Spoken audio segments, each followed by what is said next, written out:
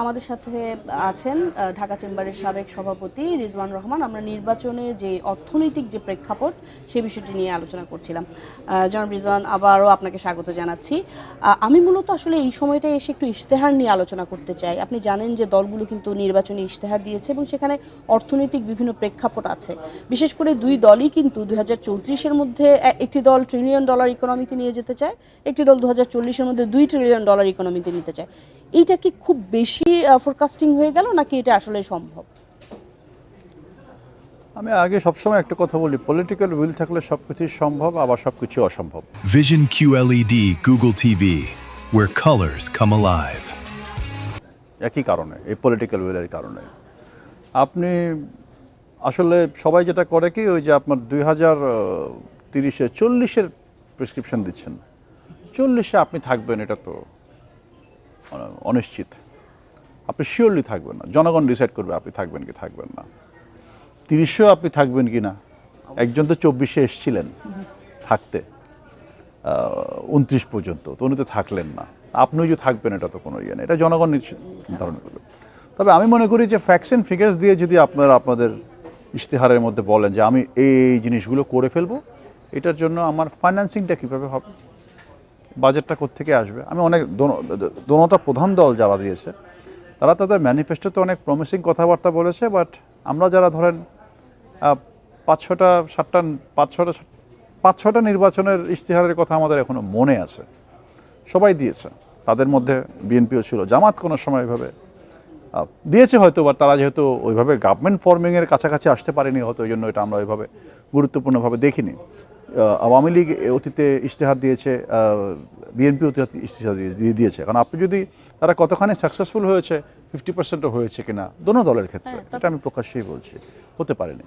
Because আপনি একটা মানুষকে ওয়াদা করার জন্য একটা ওয়াদা করে ফেলা এক জিনিস, আর সেটাকে আসলে বাস্তবায়নযোগ্য হবে কিনা সেটাকে আপনার চিন্তা ভাবনা করতে হবে। দোনো দলের ম্যানিফেস্টোর মধ্যে তাদের বাজেটিংটা কীভাবে হবে এটা আমি দেখতে পারিনি। ওই জন্য এটা কতখানি বাস্তবায়নযোগ্য এটা আপনি যদি আমাকে এক বাক্যে জবাব দিতে বলেন আমি আপনাকে দিতে পারবো না। পর অনেকগুলোই আছে আমি মনে করি অবাস্তব বাজেটের কারণে, বা ক্যাশ ফ্লোটাকে আপনি কোন দিকে নেবেন, কোন দিক থেকে এনে কোন দিকে নেবেন। বিকজ আমি যেভাবে কিছু কিছু প্রস্তাব দেখে মনে হয় যে আমাদের মনে হয় 20 লক্ষ কোটি টাকা বার্ষিক বাজেট, তো না, আমাদের বাজেট তো 7 লক্ষের আশেপাশে। হ্যাঁ, এটা বেড়ে বেড়ে আমি ধরে নিলাম যে আগামী 5 বছরের মধ্যে এটা 10 লাখে বা 12 লাখে চলে গেল, ঠিক আছে। টাকাটা আসবে কোত্থেকে? ট্যাক্সপেয়ারদের থেকেই তো আসবে, তাই না? এই কর্পোরেট সেক্টর থেকেই তো আসবে।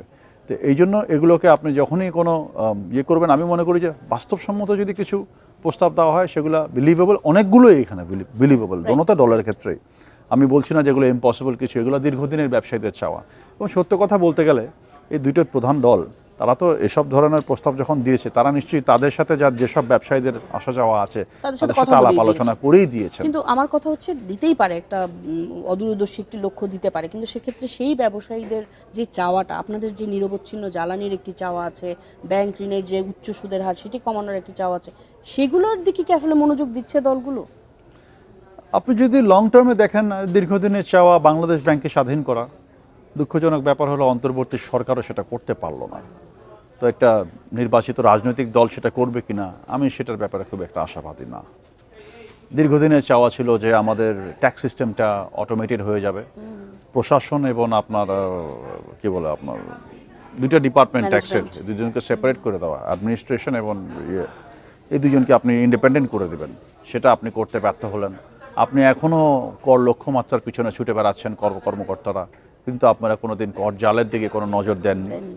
বিভিন্ন সেবার কথা বলে আপনারা কর জালে মানুষকে অন্তর্ভুক্ত করছেন, কিন্তু যেসব আলোচনাগুলো করছেন বা সিদ্ধান্তগুলো নিচ্ছেন সেগুলো কি ব্যবসায়ীদের সাথে মতামত পেশ করা হয়, কিন্তু কথাগুলো শুনে নাকি ব্যবসায়ীদের, সেটা হলো মূল বার্তা।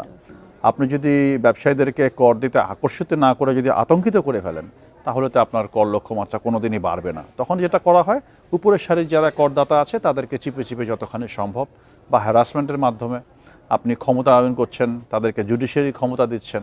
আপনি যদি কর্মকর্তাদেরকে যদি জুডিশিয়ারি ক্ষমতা দেন, তাহলে কোর্ট কাছারির দরকার নেই, আপনি বন্ধ করে দিন, তারাই আপনার সব কিছু করবে। তো এগুলোর ব্যর্থতা সবসময় রয়ে যায়। এখন আমি যদি বলি এই কথাগুলো, এটা তো মানে একটা সময় বিএনপি ক্ষমতা ছিল, আওয়ামী লীগ ক্ষমতা ছিল। আওয়ামী লীগের জন্য আমি বিশেষ করে মনে করি দুঃখজনক, বিকজ তারা টানা 3টা সরকার তারা কন্টিনিউলি কতগুলো মানে ক্ষমতায় ছিল, অথচ তারা এই বেসিক নিডসগুলো প্রাইভেট সেক্টরের জন্য, এবং সবসময় মানুষ একটা ধারণা বলে যে প্রাইভেট সেক্টরে এত চায় এত চায় এত চায়, প্রাইভেট সেক্টর তো ইকোনমিটাকে চালায়, তারাই তো প্রাইভেট চাইবে, সেক্টর চাবে না। তারাই তো আপনি 85% তারাই তো এমপ্লয়মেন্ট জেনারেট করে। Exactly. সরকারের কন্ট্রিবিউশন জিডিপিতে কত? 15%, আর 1% হলো বিদেশি বিনিয়োগকারীদের জন্য। অথচ আমরা যখন বিদেশি বিনিয়োগকারীদেরকে আকর্ষণ করার চেষ্টা করি, আমরা উঠে পড়ে লাগে রাইট, ওই 1%-এর জন্য, আর 84%-এর জন্য আপনার কোনো সময় নাই। কোনো সময় হ্যাঁ? নাই। বিদেশি অন্তর্বর্তী সরকারেও দেখছি আমরা, বিদেশি বিনিয়োগকারী আসছেন, সরকারি কর্মকর্তারা ফেনা তুলে তাদেরকে সাধুবাদ জানাচ্ছেন, এই করছেন, রোড শো করছেন, প্রোগ্রাম করছেন, কত নাটক করছেন। আর যে 84% তাদের সাথে আপনারা কয়বার বৈঠক করেছেন, তাদের সাথে কয়বার বসছেন, এগুলো আমরা অতীতেও দেখেছি। বাট আশা হারিয়েছি তখন যখন দেখেছি যে একটা অরাজনৈতিক অন্তর্বর্তী সরকারের মধ্যেও এ ধরনের আচরণ পাওয়া গেছে। তো এইটা তাদের ব্যর্থতা, আমাদেরও হয়তো ব্যর্থতা, আমরা তাদেরকে রিচ আউট করতে পারিনি। এবং আপনি এটা অনেক ব্যবসায়ীরাই বলবে, সবাই মোটামুটি বলবে যে গত 1.5-2 বছরে ব্যবসায়ীদের সাথে এই সরকারের একটা বিশাল দূরত্ব সৃষ্টি গ্যাপ হয়েছে, ছিল, বিশাল গ্যাপ ছিল। এটা অতীতে আপনি যেভাবে যে সরকারকে যেভাবে আখ্যায়িত করেন, তারা প্রাইভেট সেক্টরের সাথে কিন্তু একটা কমিউনিকেশন ছিল, একটা যোগাযোগ ছিল। হ্যাঁ। এই সরকারের মধ্যে আমরা সেটা দেখিনি। কিছু কিছু ক্ষেত্রে তাহলে next ব্যক্তিগত government-এর- স্বার্থে দেখা হয়েছে বা আলোচনা হয়েছে, সেটা ভিন্ন, সেটাকে আমি ক্রেডিট দিব না তাদেরকে। তাহলে এই গ্যাপটা কাটানোর জন্য নেক্সট গভর্নমেন্টের কাছে আপনার কি পরামর্শ থাকবে? সেটা আমাদেরকে নির্ধারণ করে দেবে আমাদের আগামীর অর্থমন্ত্রী, আমাদের আগামীর বাণিজ্য মন্ত্রী, আমাদের আগামীর কৃষিমন্ত্রী, পরিকল্পনা মন্ত্রী, আগামীর প্রধানমন্ত্রী। আগামীর প্রধানমন্ত্রী যদি প্রাইভেট সেক্টর হয় তাহলে উনি করবেন। একটি দলের প্রধান বলেছেন উনি বিভিন্ন ধরনের প্ল্যান দিয়েছেন, আরেকটি দলের প্রধান বলেছেন আমি লাল ফিতা ছিঁড়ে ফেলে দেব। ছেড়ে ফেলে দেবো। বললে তো সুবহানাল্লাহ, আপনি যদি করতে পারেন তাহলে তো ভালো, কিন্তু এটা কি ভোট চাওয়ার জন্য বললেন নাকি আপনার একটা অ্যাকচুয়াল প্ল্যান আছে? মানে আমি এটাই বলি যে আপনি লাল ফিতা ছিঁড়ে ফেলে দেন আর আপনি 100টা প্ল্যান দেন, এর পিছনে আপনার যে পলিটিক্যাল উইলটা এটা অবশ্যই স্ট্রং থাকতে হবে। এবং তার পাশাপাশি আপনার যদি সদিচ্ছা থাকে, আমি মনে করি প্রত্যেকটা রাজনৈতিক নেতার সবচেয়ে বড় শত্রু হচ্ছে তার নিজের রাজনৈতিক দল, একদম, বিপরীত দল না। একদম। আমি মনে করি আওয়ামী লীগের জন্য আওয়ামী লীগই ক্ষতিপূর্ণ ছিল, বিএনপির জন্য বিএনপি ক্ষতিপূর্ণ ছিল, এবং জামাতের জন্য জামাতই ক্ষতিপূর্ণ। নিজেদের অন্তর্কোন্দল।